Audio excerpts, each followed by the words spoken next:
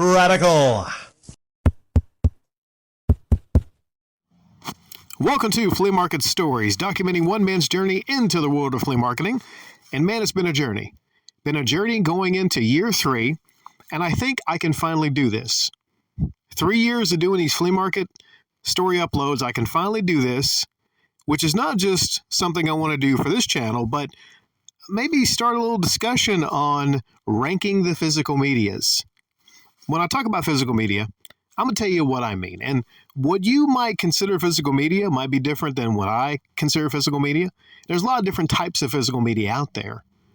But the 4 pillars, by the way, if you missed that upload, the 4 pillars of my flea market in alphabetical order, there are 4 types of physical media. I base everything around pretty much. It's going to be books, games, movies, and music. Those are the 4 pillars that hold up not the foundation, but foundation's under the pillars. But those are the 4 pillars that hold up my store and what I'm doing there. So I'm going to rank them. And I don't take this lightly, okay? I've poured through lots of my sales figures. I've looked through how much it costs me to get certain items, the difficulty in arranging these things. I'm going to go into all of it, and I'm going to justify my ranking. All right. Now I'm not going to do a countdown because that's kind of lame to do a countdown of only 4 items. So I'm going to tell you basically the ranking, and then I will discuss. And it might bounce all the way back and forth because I'll be talking about all 4 medias. It's not going to be a perfectly structured upload, so it's going to be all over the place. But by the end of this commentary, you will have a better idea for me, and maybe if a lot of you want to start maybe a business, maybe a flea market, maybe your own store, maybe your own physical media store, that might be helpful to you, so I can save you some trouble, the 3 years of trouble learning the lessons that I learned. Here's the rankings. 4th, it's going to be books. Now that means comic books. That means Dr. Phil self-help books. I don't think I have any Dr. Phil self-help books. It's going to be magazines. It's going to be specialty books, commemorative books. And it can also mean possible blank page notebooks. But I mean, I really don't deal in that. Maybe around school time, you might sell some of those. But, comic books, you got regular books, not really self-help books. I actually have one Rachel Ray recipe book. Somebody gave it to me, But that's the ranking of that. 4. Number 3, it's going to be movies. Now, I don't deal in VHS. In fact, when it comes to VHS, I might just put them all in a box and sell them for one low price and tell people that actually, because the thing about VHS is, it's not really viable, and they take up lots of space. So I'm trying to minimize space. A DVD case is a lot smaller, not nearly as thick as a VHS case. So I deal in movies, 2 kinds. And, movies, TV show series, and then Blu-rays. That's what I deal in when it comes to movies. Pretty fairly simple, straightforward. I don't think there's anything else really other than that. Because like I said, it's only Blu-rays, it's only DVDs, not VHS, not HD DVDs, not anything like Sony PSP movies, because that's kind of a weird thing. Where would you put those? I guess under games, but, you can make an argument. A little PSP movie is technically a movie, but that'd be kind of like a nightmare to kind of figure out where you're going to actually slot those. That's number 3. Number 2 and number 1. If I tell you number 2, you're going to know number 1, all right? You think you might know what it is, but you probably don't. Number 2, video games, and number 1, music. Number 2, video games. This encompasses a whole lot. I'm talking about games. I'm talking about mostly disc. I rarely ever have cartridge games. Again, kind of hard to work in, kind of like VHS tapes and what I'm doing. Disc media, PS1, PS2, PS3, PS4. Xbox 360, Xbox One, Series X. I mostly stick to the PlayStation and Xbox. Sometimes I have Wii. Sometimes little mini systems, little mini Nintendos, little mini Ataris. Uh, Big systems, Xbox 360s, Xbox Ones, PlayStations, sometimes Wii's. But I stick to like PlayStation, not really a lot of Nintendo stuff. I don't deal with handhelds. Don't deal with handhelds. But I'll get into all this in a little bit. I just wanted to tell you pretty much what all that encompasses under number 2. Number 1, music. That's interesting because that's only going to be one type of thing. No vinyls, no cassettes, no 8 tracks, none of that. Just CDs. Just music CDs. And that is number 1. So that's pretty simple right there. That can be box sets, though. That can be like a 6 CD box set, but it's all going to revolve around CDs. So bouncing back and forth here, I'm going to defend my rankings. But I guess we'll start off and say, well, because this will bounce back and forth because I'll be talking about different various things. Believe me, strap yourselves in. Okay, strap in for this one. It's going to be a little bit of a ride and commentary ride, okay? I'm just warning you, all right? You might want to pause this if you got to go somewhere, go get something to eat. If you got to have an appointment to go to, pause it and come back. Books. A positive of books is it is the only physical media that I do not have to worry about getting scratches out of. I don't have to worry about getting scratches out of it like I do with movies, music, or games. I don't have to because it's just comic books. You just have to worry about checking and making sure that there's no rips, no tears, no stains on the pages. So you essentially just have to look through the comic book or look through the magazine or look through the specialty book. That's all you got to look through. That's all. So you say, well, that's a big positive right there. You don't have to worry about, using up your materials in your JFJ machine. It's going to come down to some negatives here. That's going to really drag it down to make it number 4th. Number 1 is going to be the size. Size of books and weight of books. When it comes to comics, that's not too bad. As far as how thin they are, what they can fit into, yeah, they're bigger technically, but you also got to find backing boards for them if you don't have the backing boards. So it's the one of the things to where, I don't know, some cases, sometimes you actually get games and movies and what are other cases, but when it comes to comics, you pretty much have to have them in nice backing boards and plastic. So you have to purchase those separately. So you can put, sticker prices on there. Then you have to worry about whenever it rains. Whenever it rains, you have to worry about rain getting on them, moisture. That's not so much of a concern when it comes to other physical medias. Not a big concern. But when it comes to books, especially, let's say, more expensive comic books, I don't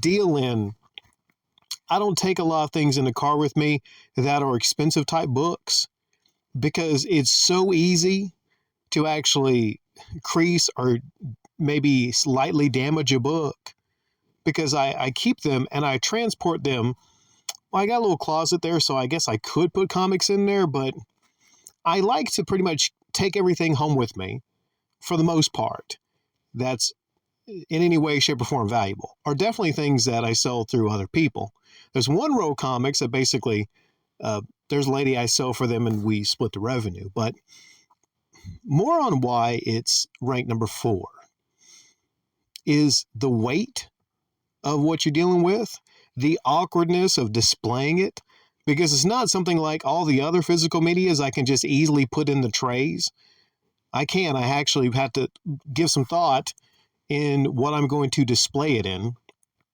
And the books, the magazines, since they're so wide, they're incredibly awkward to find something nice to display them in. Also, books, when it comes to the appeal, I don't know what it is, but unless you got a specialty book or something, you catch somebody on a certain day where they see something and they're like, oh man, I love Toby Keith, or I love Aerosmith, a tribute book to Aerosmith. People are going to want to get the other media. For instance, let's say Spider-Man. I might bring this up again. Spider-Man. If someone has a choice between a Spider-Man movie, well, there's no music CDs of Spider-Man, the soundtracks and whatnot. Bad example. Then they're going to want to get something somewhere else other than the book. For some reason, books, for the most part, I've had entire weekends where I don't sell one single book. And I've had some nice books, some collector's books. I mean, for fuck's sake, I had a Pokemon book, a Pokemon collector's guide collecting dust for like a month until it sold. That's fucking insane to me. I mean, a Pokemon anything? Yeah, a Pokemon book collecting dust. Now, it earns its spot as one of the pillars because simply, number one, it has a certain appeal of a flip through look appeal. There's a looky appeal to comic books and magazines. Well, not really magazines, but mostly comic books or specialty books. It's kind of like a hook to get them in. Even if they don't buy one, they're still going to look through and see if there's maybe a rare Wolverine or a Hulk book. Spoiler alert, there's usually not. I usually don't have those really, really nice books.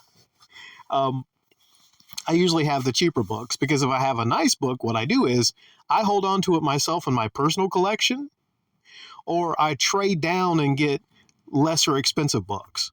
Like if I have a expensive Black Panther book, then I'll trade down to get some cheaper ones that aren't worth as much. Like if I got one, I have one I haven't got it looked at, but it's like a Black Panther #1. And it's in great condition too. And it was a situation where I looked at it and I almost put it out before realizing, Rick, what the fuck are you doing? That's a Black Panther #1. So I'm going to find maybe some collectors that have like a lot of doubles and duplicates of books, but maybe they look really cool, and I'll make more money that way. If you're dealing with books, people aren't going to want to pay much at all for books. So the money you get for the amount of weight and space they take up is generally not that great. It's not that great because you add a lot of magazines and books together, that starts weighing your car down. And that starts being really heavy. I mean, so there's a lot of negative. You can see there's a lot of negative here. But when it comes to positives, you might sell a Max #1 for $5. Actually, I've sold several copies of Max #1 for $5. And the thing about books is they're relatively easy to acquire from someone that doesn't know what they have.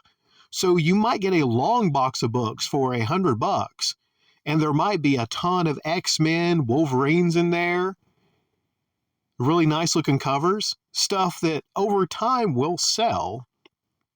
And maybe somebody just doesn't want to lug that shit around anymore. So when it comes to acquiring comic books, since they're kind of like an oddball kind of thing right now, and comics aren't really as popular as they used to be back in maybe late 90s, early thousands, people maybe think they're not really worth much at all right now.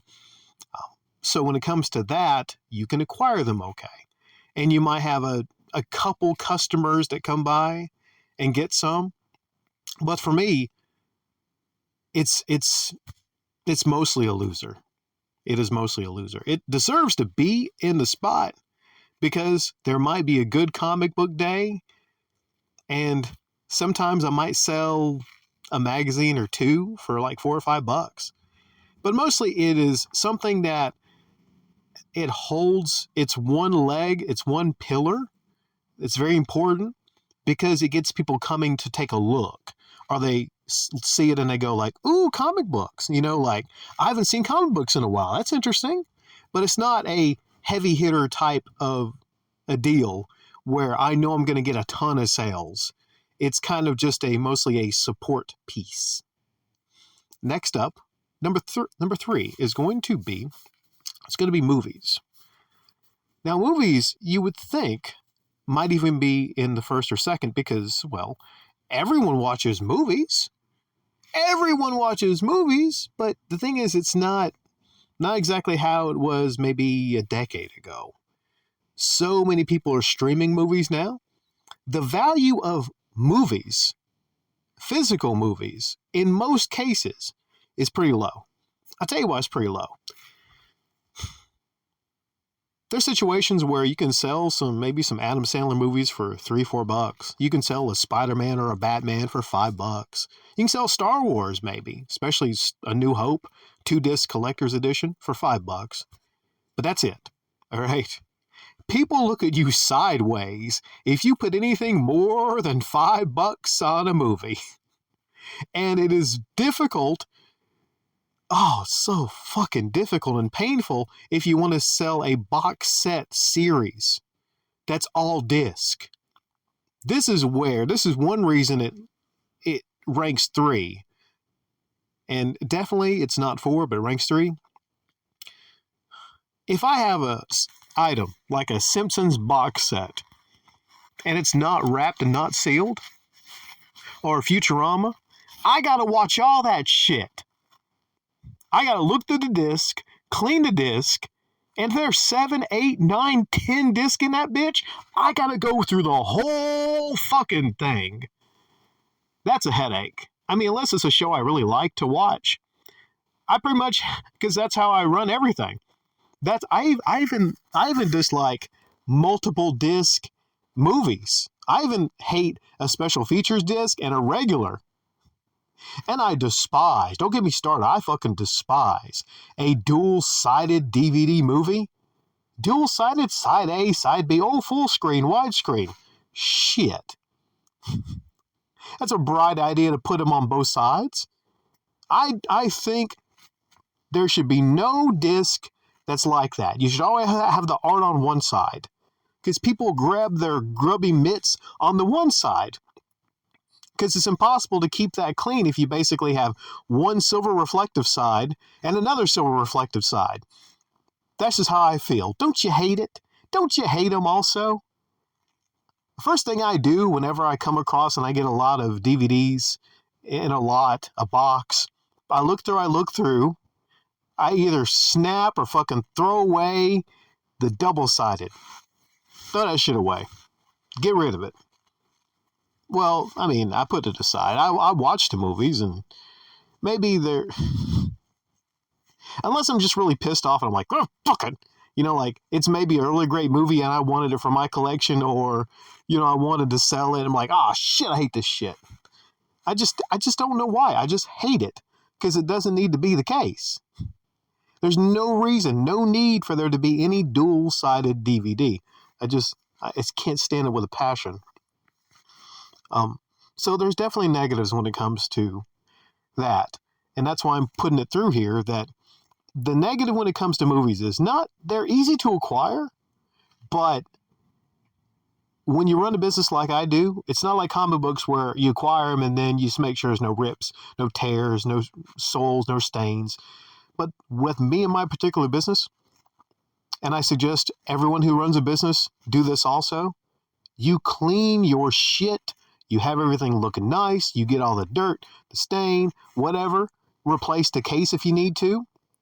Have yourself a professional business. Do not be selling the movies that you have not tested. Because somebody gets at home, starts watching the movie, then they get almost to the end of the movie and it craps out on them. That don't happen with me. Doesn't happen at my store. So my customers never bring anything back. Because everything works. Because good, bad, mediocre movie, I have to watch it all the way through. Doesn't mean I don't double or 4 times speed it, but I watch it. I'm at least listening to it to make sure there's no skips and it doesn't mess up. So that part of it's not too bad, especially if it's just a 1-disc, hour-and-a-half movie on double speed. That's not too bad. But I can have entire weekends where I do not sell a single movie unless it's something somebody really, really, really super wants. And most of the time in these lots, what you're going to get is they've already been picked through. You're going to get like a lot of the romantic comedies.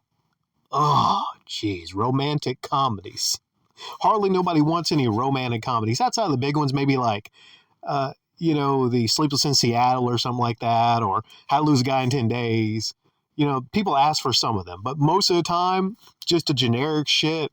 There's like 1,000 of them with Jennifer, what's her name? Was a Fly Girl, Jennifer, I want to say Jennifer Love Hewitt. No, not Jennifer Lopez. A lot. Made in Manhattan. Those are a dime a dozen, man. So just be aware and understand when you get movies, don't pay that much, because places like the flea market, yard sales, there's so many damn movies. So you have to pretty much know what you're looking for when you acquire them. Like I sold a Martin Lawrence National Security, which is kind of like I'd say maybe mid-tier, below mid-tier kind of Martin Lawrence movie. But it's got Martin Lawrence in it. It's got Martin Lawrence in it, man. Or if I had the Martin TV series, somebody might want that because it's got star power.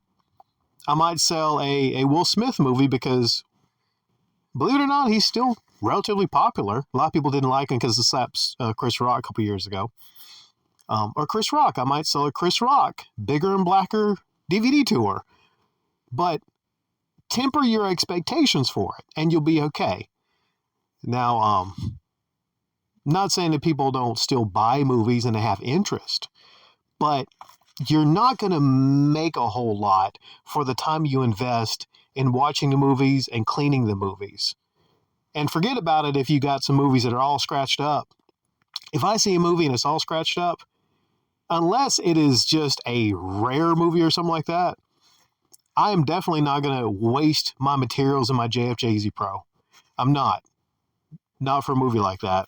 So I've said a lot of negative things about movies, but there can be a time where you can sell a good bit to one person, but I don't see it happen a lot. Unlike maybe I've sold a lot of comics to one person, but I don't know if I've sold a ton of movies outside of it, like a year ago. A year ago, there was an elderly couple that would legit buy about 15, 20 movies from me at a time. But that is an exception to the rule. Usually people will just comb through your movies and they'll expect to be like, well, I only pay about 50 cents for movies. Or you'll hear that guy or whatever, which is true. Then you have to say, well, the person you're buying those movies from, I can guarantee you doesn't take all the time and effort to clean all their movies, and make sure that they work. So yeah, that's number 3. Number 2, video games. Video games. You know them, you love them. Most of you play video games.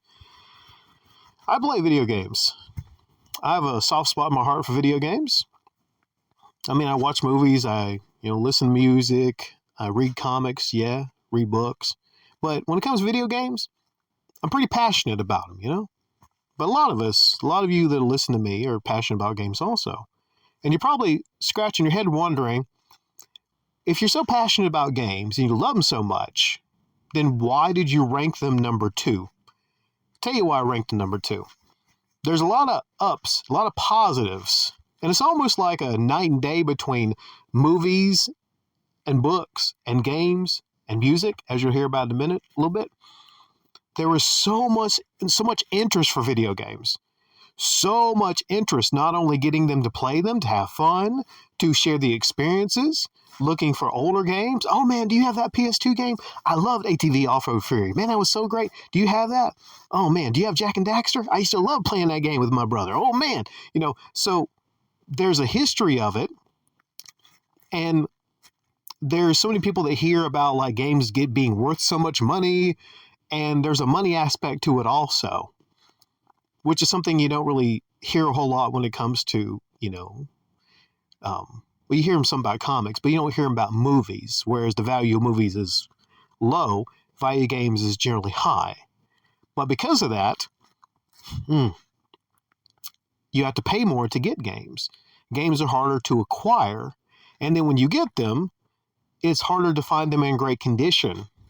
So you still have to put the money, put them in the machine to get the materials to sand the disc off, to smooth them out, because if you're dealing in games, chances are, unlike a movie, it's not something someone took out of the case once. I told you I was getting in depth, huh? It's not like something someone took out of the case once and watched it one time and never watched it again. No, if it's a video game, you best believe there's going to be some fucking scratches on it. If it's a PS2 game, it's going to have some scratches. It's just a question of how deep the scratches are, how many scratches, and what it's going to play. Especially with some of those GTA games on PS2. Hey, two things that's going to be scratched is PS2 GTA. I have never come across, unless it's at a store where they professionally resurface, I have never seen a copy of San Andreas that looked good. Maybe some of you pride yourselves on some Grand Theft Auto PS2 games that look good, but not in my experience. Especially if you're acquiring them at that same place, a flea market. People come to you with a box of games to sell, you know. Right off the bat, half of them's not going to work. Half of them's not going to work. A lot of them are going to have sports games in the cases because somebody switched out the cases, and it's just going to be a situation. Are you going to have like an instance of 17 copies of NBA 2K17 or something like that? And they'll say well, I got a whole big box of games here. But, you say, listen, I just want this. I want a couple of these games. All of them. Now, I'm not saying that this is not positive because there might be cases there. There was a lot of interesting games. And it was not between 2 and 1. It was one key factor. Because this is what was the hardest for me to figure out when I was ranking the two on the rankings. Here's a problem with games. Number one problem is people expect way too much to pay you way too much for the games because they're like, well, I got games. These are valuable, you know? People always think their games are a lot more valuable than they should be. But the biggest problem is you almost really want a customer that has at least 4 or 5 systems, both new and old, or whatever you sell.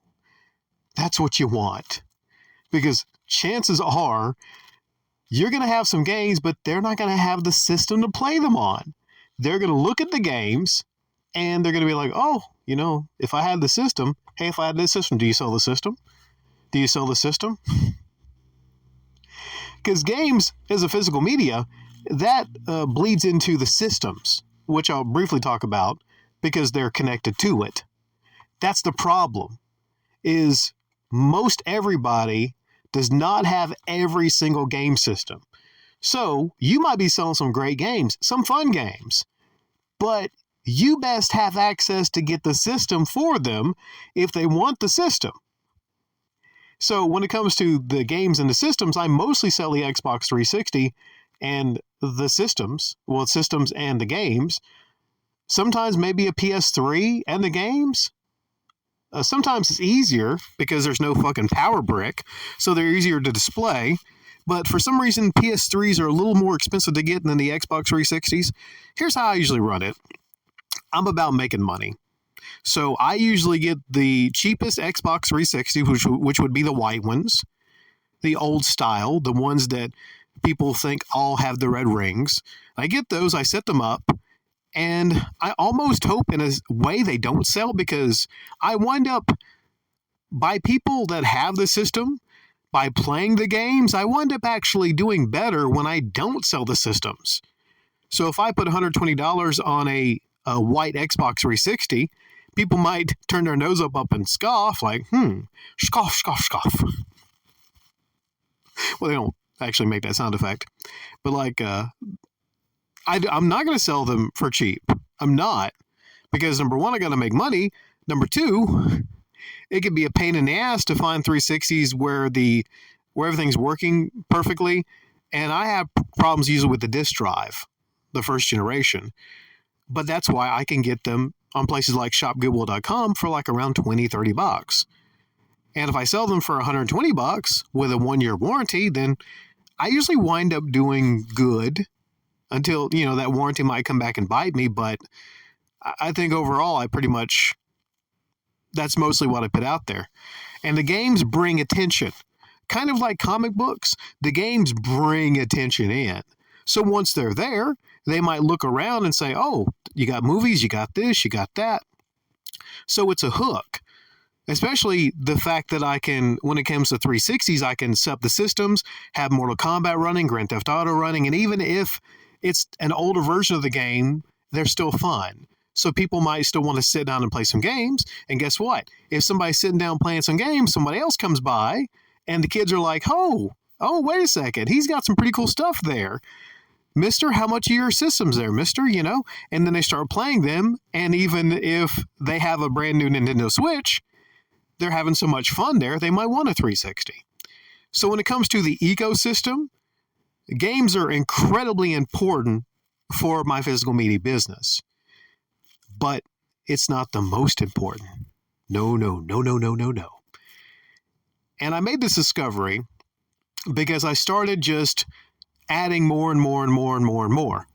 Before the end of last year, I had added a whole lot of comics. I had added a whole lot of movies at one time. I had added a whole lot of games at one time.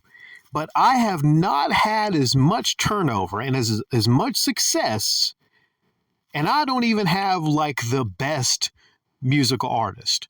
I don't even have the most sought after stuff. Meaning, oh, by the way, we're into number one now. Music, specifically music CDs. I don't even have the most sought after stuff, which is the hard rock, heavy metal. Hard rock, heavy metal, and Taylor Swift. Hard rock, heavy metal, and Taylor Swift. She's so popular, her music sells so well. Whenever I get it, it's gone. $10 a pop. Then hey, them females, they just can't get enough of that person. But yeah, hard rock, heavy metal, or even alternative metal from the alternative metal, but alternative music from the 90s. Talking about like Radiohead, talking about STP, talking about Nirvana, stuff like that. I don't even have the best of the most sought after stuff. If and when I do, I can run my physical media business 80, 90% music CDs. And I still have great days. Now, I'm happy I came to this conclusion because I, like maybe many of you were thinking, well, games, of course, are going to be more moneymakers versus old music CDs. Who cares about music CDs anymore? Many people would think this. But I can't explain it. I can't explain it to you. And it runs through the gamut of person buying one or two CDs and a person with a stack full of CDs. The way I set it up is, and I haven't even figured out the perfect way to set this up, is about 10 or 11, well, maybe 9 or 10 trays holding about 200. In any given time, I have about 200 CDs on display, alphabetical, A to Z. And maybe it might work better for me if I had like jazz, rock, R&B.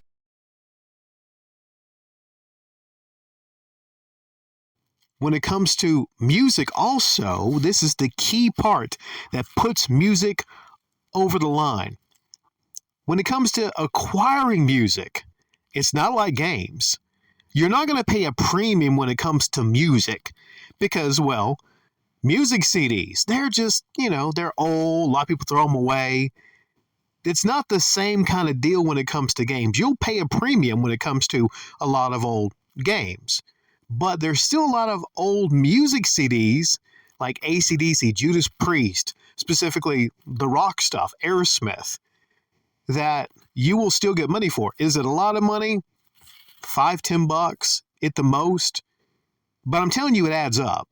It does add up. It's small too. They're small. CD cases are smaller than DVD and game cases, unless you're dealing with PlayStation 1 cases. There's way too many positives. I could keep listing over the positives. The ultimate positive, though, because I'm gonna wrap this up. The ultimate positive when it comes to music CDs is they have a lot of interest. There's a lot of people that might be visiting. Well, I said I would go to the ultimate, but before I get to the ultimate. There's a lot of people that come by, they're out of town, and they say like, well, I just want a couple music CDs to listen to on the way home. So it becomes something that they're just picking up just to help the drive go by. And depending on their drive, a music CD is about an hour long. It's a 4-hour drive. They'll get 4 music CDs. The ultimate thing is, when it comes to physical media, the first physical disc media, CD, DVD came after that, and then Blu-ray came after that. Almost everything plays music CDs. If it has a disc, if it's a PlayStation 1, plays music CDs. If it's a PlayStation 4, a 5, plays CDs. So I can tell people, if they're looking through them, I'm like, oh, what all kind of players you got at home? All right, your DVD player, your Blu-ray player, it'll play music CDs. Because they might say, oh, I'd get one, but I don't have I don't have a CD player in my car. I'm like, oh, you like listening to music at home or you're just relaxing? Hey, guess what? You know, that device has it, that device has it. Also, I feel like vinyls have made a comeback. We're due to have a music comeback, music CD comeback. So other than that main positive, meaning chances are people have something that plays it, is the reusability of it. This is the key difference between a music CD and a DVD, where somebody might pick it up and say, well, man, like I've had people say like, damn, I just wish I could get that CD back. Man, I used to run that CD every day. That was my favorite CD. People grow an emotional attachment to their music CDs in their collection that I don't even know if it reaches that same level when it comes to games. Because you might have a game collection and have some that you would never part with, but tell me, do you play any of those games every day? There's people that will play a music CD. Well, maybe not every day, but let me put it to you like this. How many games in your collection, you tell me right now, how many games in your collection do you play, have you played every single month? But if you have music collections, you got to have some go-to metal CDs. Some go-to ones. So when it comes to it, maybe it's close, maybe it's not close. Because I've been selling games and gaming stuff for years and not making a ton of money at it because I would think I was putting more money into acquiring things that I shouldn't have been acquiring. But I have just scratched the surface of how much money I can make from acquiring, cleaning up, and selling music CDs. Also, a big positive is, unlike the games of the game consoles, you don't have to pull out the game console, hook it up to the TV. You know, you don't even need the visual. You can put up a couple different music CD players, little boom boxes in your house. You can go into the kitchen, be cleaning the kitchen. Boom. Pop in a CD that you cleaned. You go into the living room. Oh, you got a player in there. Boom. So for me, for running my physical media business, I have noticed in the past couple months, since I have extended on the music CDs, my business is getting better. It's getting better. Now, every single one of these pillars, every single one of these are important in their own way. All right? It's all a team here, right? But there's star players on your team, and then there's bench warmers. The star players in my physical media store business would be music CDs and video games. And the bench warmers is going to be movies and books. So when I say pillars, maybe it's not accurate, right?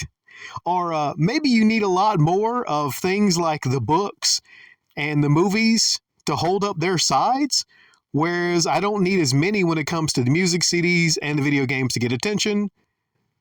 I do know that this has been a long recording. I just wanted to be thorough and detailed and tell you all, if you have aspirations to have your own flea market business and start selling physical media, 3 years in, you might come to the same determination I have. when you balance everything out, the aggravation, the weight, the transferring things back and forth, and of course the money made, I think you will figure out maybe not exactly the same ranking that I have, but it's probably going to be somewhere close. Okay? Take care, everybody, and thank you so much for listening.